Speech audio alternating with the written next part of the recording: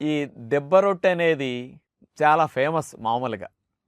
మరి ఈ రోజుల్లో కూడా దెబ్బ రొట్టె విషయాన్ని ఆలోచిస్తే మనకి ఇతర టిఫిన్స్‌తో పోలిస్తే దెబ్బ రొట్టె చాలా మంచిది.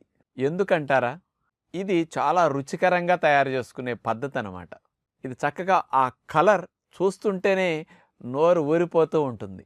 అది ఆవిరి కూడను చూస్తే నోరు ఊరదు. ఎందుకంటే ఒట్టిగా ఆవిరిలో ఉడుకుతుంది కాబట్టి తెల్లగా అట్లా కనపడుతుంది. అదే దెబ్బ రొట్టె అనేసరికి వెన్నపూసతో కాలుస్తారు దాన్ని. స్పెషల్ టెక్నిక్ అనమాట అది.